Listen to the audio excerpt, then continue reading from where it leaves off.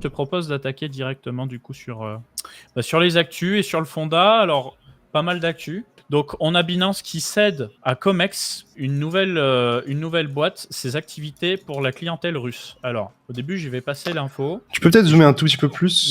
Ouais, carrément. Et j'ai vu passer l'info et tu vois, bon, j'ai pas trop calculé. Après, je me suis dit plusieurs choses. Déjà, d'un point de vue politique, c'est intéressant. Ça veut dire vraiment Binance se détache de la Russie. Ça veut dire qu'on rentre vraiment dans le jeu de l'Occident. Bon, la justification publique, c'est de dire que voilà, la Russie est pas trop dans les cordes d'un point de vue compliance. Non, moi, je pense qu'ils ont pris des coups de pression du point de vue de l'Occident. Ok, très bien. Et ensuite, je me suis dit Comex. Au début, je me suis dit Comex, c'est un exchange russe, tu vois. Donc, je suis allé sur Internet et en fait, non, c'est un exchange qui est tout frais, mais pour le coup, vraiment tout frais, qui a été créé pour l'occasion, en fait, qui fait encore très très peu de volume. Donc, je suis allé le voir. Quasiment pas de volume. Ouais, mais en fait, il n'y a rien, tu vois. C'est minuscule. L'interface ressemble beaucoup à Binance. Alors, Sizi a reçu des critiques comme quoi c'était lui derrière Comex. Il s'est justifié publiquement pour dire que non, c'était pas lui derrière Comex, mais que le design a été fait pour ressembler à Binance pour que les clients ne soient pas déboussolés. Ok. Moi, je peux peut-être argumenter sur quelque chose qui me semble assez important. C'est Avec qu'en vrai, plaisir. les exchanges, maintenant, ils se ressemblent tous.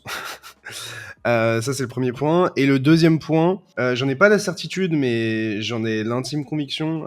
Faudrait que je fasse un peu plus mes devoirs sur ça. Mhm. Mais j'ai l'impression qu'il y a des systèmes de marque blanche où en fait, je pense que certains exchanges, je sais pas si c'est Binance ou KuCoin ou d'autres, vendent leur technologie, vendent leurs interfaces en marque blanche pour faire en sorte que n'importe quel exchange puisse le lancer, l'utiliser et leur devoir des fees. Alors, je sais pas si c'est un montant mensuel par mois, je sais pas si c'est un pourcentage de leur revenu ou ce genre de choses, mais ça m'étonnerait pas parce que voilà, il y a un vrai business et que les interfaces, elles se ressemblent énormément.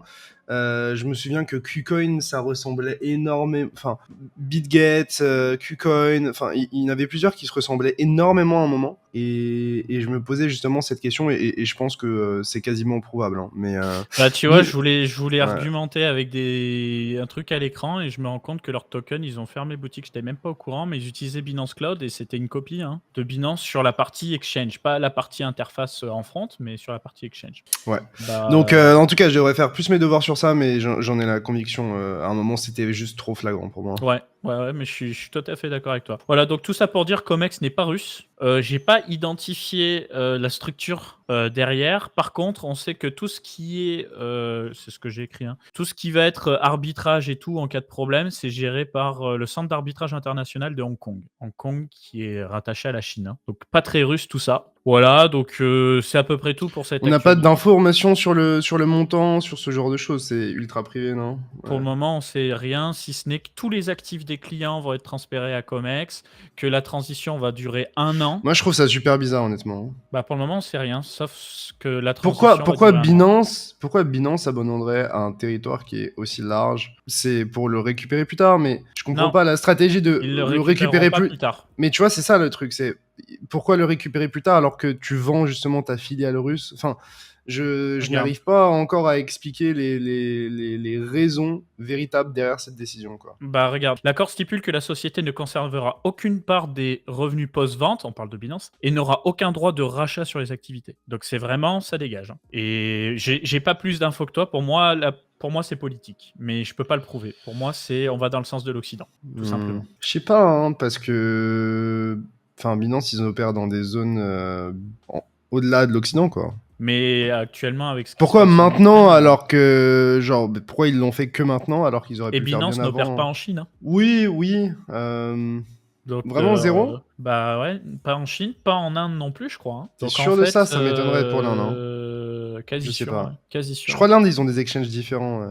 Ouais, c'est ça. Donc en fait, tu sais, on en revient à cette histoire de BRICS, quoi. Tout ce qui est Brésil, Russie, Inde, Chine, tout ça, bah c'est l'opposition à l'Occident et Binance n'y met pas les pieds. En fait. Reste toujours la zone grise, les Émirats Arabes Unis, où là, bah Binance est plutôt copain-copain avec. Oui, ils ont eu leur licence. Je crois que c'est une des premières Mm. plateformes qui a été régulée justement à Dubaï. Donc là-dessus, je maîtrise moins, mais je pense que c'est une décision politique. Ouais. Peut-être même que c'est un arrangement par rapport à tout ce qui se passe avec Binance US et tout, hein, je sais pas. Hein. Voilà. Hypothèse, on n'en sait rien.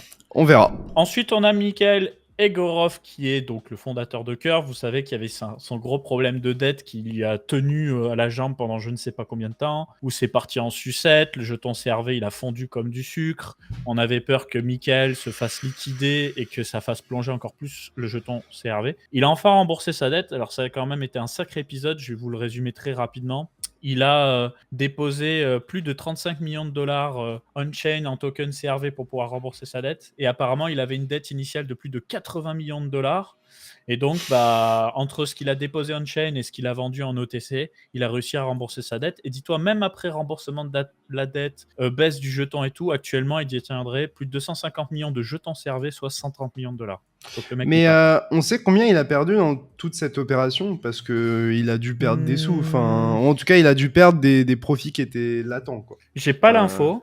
Parce que il a vendu quand même un jeton en OTC, genre bien en dessous du prix actuel. Donc ça veut dire qu'il a perdu de l'argent sur ça. Et je pense que le fait qu'il rembourse entre grands guillemets que maintenant, c'est parce qu'il avait utilisé l'argent qu'il avait emprunté pour acheter ou pour faire pour peut-être faire des choses dans la TradFi. Et donc en gros, il a mis du temps à récupérer ses billes pour derrière le rembourser. Mais ça veut dire, enfin, je me demande quelle est la perte réelle pour lui. J'ai pas l'info malheureusement. J'ai pas l'info malheureusement parce que ce qu'il faut prendre en compte, c'est que comme tu dis, il y a du jeton CRV qui a bougé de prix à tous les moments. Il y a des moments où il les a réinjectés, revendus en OTC, etc. Donc je pense qu'on va avoir une info après coup. Il y a quelqu'un qui dit c'est des jetons gratuits pour lui, il perd pas d'argent. Mais en fait, c'est comme si, genre, Elon Musk, il vendait des parts, genre, de Tesla ou de Twitter, et genre, en mode, il les a vendus, en fait, c'est des jetons gratuits, en fait. Enfin, c'est des actions gratuites, ils s'en foutent. Bah non, en fait, si ça a de la valeur, c'est que c'est, voilà. Et puis, même s'il les a pas payés initialement, c'est du temps qu'il a mis dedans, et du coup, c'est une moins-value potentiellement. C'est une moins-value. Enfin, c'est un manque à gagner, disons. Exactement. Mais j'ai pas l'info. Pour le coup, j'ai pas l'info et de toute façon, son intérêt à court terme, c'était que le CRV reprenne un petit peu des couleurs et d'ailleurs c'est le cas. C'est pas fou, hein. Mais par rapport à son franchement, bottom, le CRV, peut-être que je marque le bottom en disant ça, mais après tout ce qui s'est passé, est-ce que j'ai vraiment envie d'y toucher? Ah ça, va falloir laisser du temps au temps. Mais tu vois, on était allé jusqu'à du 0,37. Là, on est à 0,50. Moi, de mémoire, j'ai quitté le navire autour des 3,60 ou des 2,50, un truc du style. Je me demande, je sais plus si j'étais rentré à 78 centimes, 80 centimes début 2021 ou un peu après, genre peut-être vers les 2 $.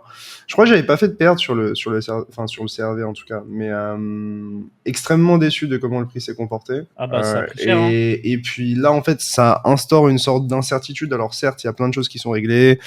La DeFi, c'est beau, voilà, ça fonctionne, blablabla, mais sincèrement, quand j'entends des choses comme ça, tu vois, entre les exploits et le fait qu'il y a un défendeur qui aurait pu se faire liquider, bon.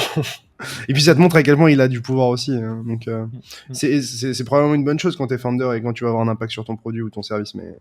Ouais, je sais pas trop quoi en penser, n'étant pas un grand mania de la DeFi, mais il a réussi à bien s'en sortir. Après, qu'est-ce qu'il va faire dans le futur, je sais pas. Il est pas à plaindre en tout cas. Celsius en route vers la résolution de sa faillite, donc ça c'est une plutôt bonne nouvelle. Résolution de faillite plus plan de réorganisation.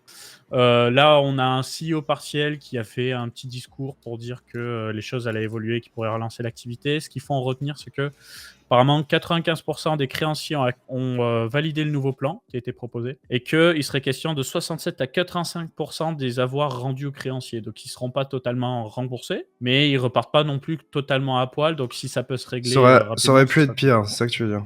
Ouais. Parce qu'apparemment, il y a eu aussi une grosse... Il y a eu aussi un gros règlement entre Celsius et le gouvernement américain, et j'imagine aussi que tout ce qui a été compliance et compagnie, ça a dû faire un gros trou dans les caisses, comme d'hab, hein, faut bien les engraisser, tous ces avocats, ces fiscalistes et compagnie. Bref. Peut-être pour rebondir sur ça, du coup, je crois que c'est pas intégré dans l'article, mais il y a les claims FTX qui sont... Enfin, en tout cas, vous deviez soumettre votre claim FTX au plus tard le 29 septembre. Donc, cette date est passée. Si vous n'avez pas réussi à soumettre votre claim... pour autant, soumettre votre claim ne veut pas dire être KYC, c'est-à-dire que vous n'avez pas besoin d'avoir un KYC validé pour avoir une claim validée. Donc en gros, le plus important, c'était de soumettre sa claim, et puis après, tout le processus de KYC et la suite pourront se faire sur les semaines et les mois qui arrivent. De ce que moi j'ai compris. Personnellement, même moi, mon KYC est en attente. Alors que j'étais KYC sur la plateforme, moi on m'a demandé de prouver mes sources de revenus, on m'a demandé des relevés, on m'a demandé plein de trucs. Je les ai donnés, ils m'ont dit en 20 minutes c'est validé, et 20 minutes après, rien, et puis 2 jours après, rien, et toujours en attente. Donc je pense que c'est la situation auquel certains se confrontent aussi. Sachez qu'à partir du moment où vous avez votre claim qui est validé et qui est trouvable normalement par l'Explorer crawl, donc il y a le site Restructuring Crawl pour FTX, à partir du moment où vous êtes en capacité de trouver votre claim, normalement tout devrait être bon.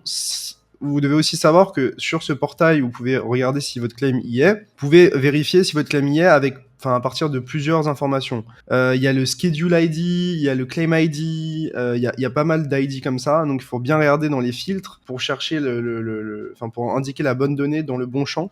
Autrement, il y a de bonnes chances que vous trouviez pas votre claim alors qu'elle y est peut-être. Moi, en tout cas, ça a été mon cas. Je suis allé sur mobile, j'ai cherché, j'ai pas trouvé. Puis après, je me suis rendu compte qu'il y avait un tout petit bouton qui était paramètres avancés dans lesquels tu devais mettre, tu pouvais remplir certains champs spécifiques avec des ID pour trouver ma claim ou tes claims. Et moi, c'est ce que j'ai dû faire. Moi j'ai tout laissé. J'ai même pas essayé. C'est 3 miettes de Tron. J'ai foutu la paix. Il y avait rien, moi, sur mon FTX, de toute façon.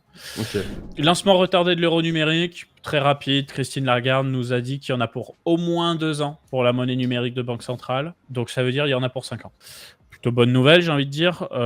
Pour rappel, un monnaie numérique de banque centrale, c'est dire une monnaie électronique qui est émise directement par la banque centrale, de la même façon qu'aujourd'hui vos billets sont émis par la banque centrale. Les pièces sont, elles, émises par des banques centrales locales comme la Banque de France, etc.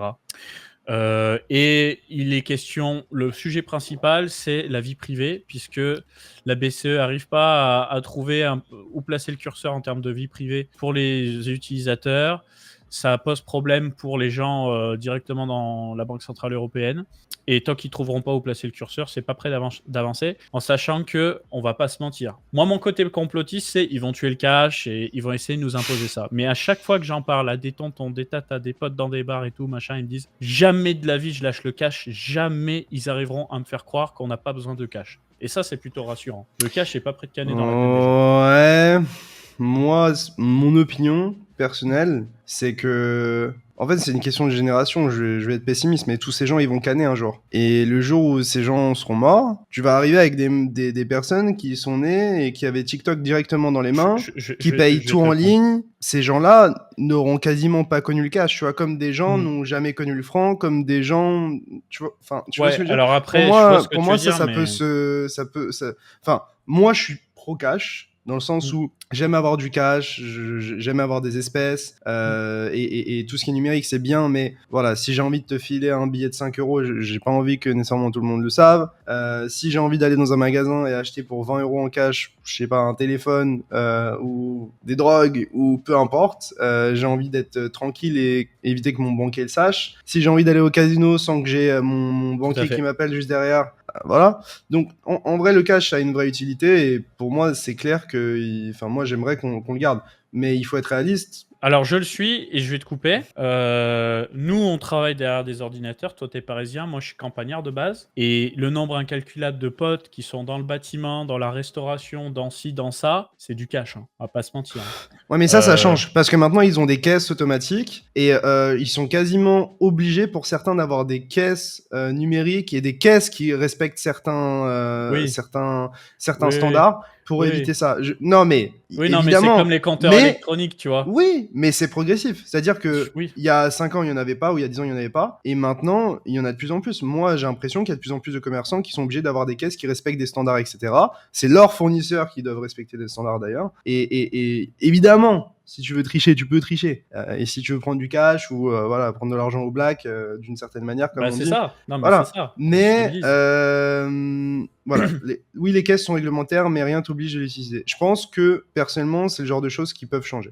Ça peut, mais je te dis justement que pour le moment, ça me fait quand même plaisir d'entendre qu'il y a un paquet de gens qui vont faire lobby. Alors on nous expliquera, c'est sûr, hein, dans les quartiers défavorisés, ça trafique la drogue, machin. Mais tu vois, c'est pas que ça. C'est clairement pas que ça. Ah, mais donc, ils vont sortir ces arguments-là, et puis les gens ils vont dire, de toute façon, nous on n'a rien à cacher, on s'en fout, et puis ça va se faire, et puis voilà. Oui, les petits golems parisiens, bien sûr. Mais dans les campagnes, c'est c'est pas pareil. Sur les campagnes, c'est clairement pas En pareil, je vrai, le vois. je connais pas assez bien tout ce qui se passe en dehors de Paris. Non, mais mais je voilà, c'est pourrais. que c'est trop dur pour beaucoup de business de joindre les deux bouts si tu déclarais absolument tout le cash que tu fais rentrer dans ta caisse. C'est ça la vérité. Je vous fais pas l'apologie du bypass de l'impôt. C'est pas le but de cette émission. C'est juste qu'on va pas se mentir. Tout le monde sait ça. Les épiceries, les bars, les kebabs, les chichas, tout ce que tu veux. Tout le monde sait qu'il y a une grosse partie du cash qui est pas déclaré. Et ça sert entre parenthèses un peu à ça. Et dès que tu vas un peu plus à l'est, en Europe, c'est encore pire. Quand tu vas en Pologne, quand tu vas en Ah, Allemagne, clairement. c'est que du cash. C'est limite, tu leur montres une CB, ils te crachent à la gueule, les mecs. Donc, Moi, je suis allé aux Philippines. arrestation en direct du youtubeur BitBoy, tension et controverse. Alors, BitBoy, pour ceux qui connaissent pas cet énergumène, c'est un très grand créateur de contenu américain. Alors, je dis pas grand dans le sens où je le respecte, c'est juste il fait beaucoup d'audimat. On se pose comment c'est possible. Mais c'est. Voilà, je vais envoyer un petit peu de racisme décomplexé. Non, je rigole. Mais c'est vrai que les Américains, t'as plein de youtubeurs qui sont vraiment shady. Tu sais pas d'où ils sortent cet audimat. Lui, il en fait partie. Il a envoyé des gens sur des altcoins pourris. Il aime trop les caméras. Lui, s'il pouvait scotcher un satellite sur sa tête, il pourrait. Et donc là, qu'est-ce qu'il nous a fait? Il est allé, en gros, pour vous résumer l'histoire, donc il a été.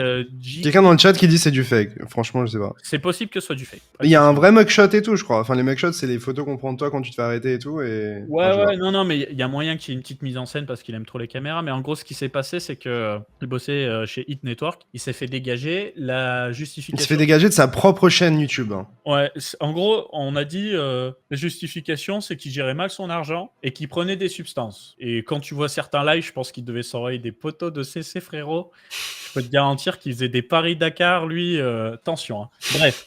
Et le mec est complètement fou. Le mec est complètement fou. Et donc là, encore pour les caméras, il a fait un premier tweet pour dire ouais les gars, je vais vous régaler aujourd'hui, restez connectés et tout. Il s'est pointé du coup devant la résidence de Carlos Diaz, qui gère aussi Hit Network visiblement. Il l'a d'abord accusé d'être en lien avec la mafia de Houston. Le gars, Carlos Diaz, il a appelé les flics, il n'a pas cherché à comprendre. Au bout de 19 minutes, les flics ils sont arrivés, ils ont ramassé BitBoy. BitBoy, il a vu les flics, il a même pas fait le cowboy. Il a dit ok, si jamais j'ai une arme à feu dans ma bagnole là-bas, voilà, je vous le dis, il n'y a pas de souci. Ils ont dit ok, hop, ça a coupé le stream et fin de l'histoire. Et après, il est resté en moins de 24 heures et le lendemain, il était reparti sur Twitter en mode ouais les gars, je me suis fait monter là, mais je m'en bats les couilles et tout. Il est reparti, il s'en bat les couilles. Il aime trop les caméras. Il a eu ce qu'il voulait, il a eu son petit buzz, et c'était pareil avec FTX et compagnie. Donc voilà pour notre histoire avec BitBoy, un sacré énergumène. Il n'est pas prêt de disparaître. Et là où c'est très intéressant, c'est qu'effectivement, il s'est fait gicler de sa boîte. Mais ce qu'il faut comprendre, c'est qu'en fait, en gros, sa chaîne YouTube appartient à une entreprise qui est justement Hit Network et dont lui, il avait le ownership, c'est-à-dire via cette boîte, il devait être dans cette boîte et il devait justement avoir la capacité de gérer cette chaîne YouTube. Et en gros, ils ont vu que ça dérapait, ils lui ont dit allez dégage et puis voilà quoi. Ah, ils ont rename sa chaîne carrément. Wow. Apparemment. Ok. Oh, putain, 139 abonnés. What the fuck, frère. Et je remonte un peu. Voilà, on a bien la gueule de Big Boy avant. Donc, il suce quand même les vues glissantes de toutes ces vidéos. Ouais, mais maintenant, c'est grave, hein, le nombre de vues qu'ils font. C'est minuscule, je crois. Ah bah oui, de toute façon, il leur faut leur The KRI 78 américain, sinon ils font pas de vues. Hein. Voilà, ça c'était petit tac glissant. Si tu as bien aimé cette vidéo condensée, sache qu'elle est extraite de notre chaîne YouTube Coin Academy. Du coup, si tu veux voir l'interview complète, je te laisse cliquer sur la miniature dans l'outro ou alors tu peux passer tout simplement par le lien dans la description.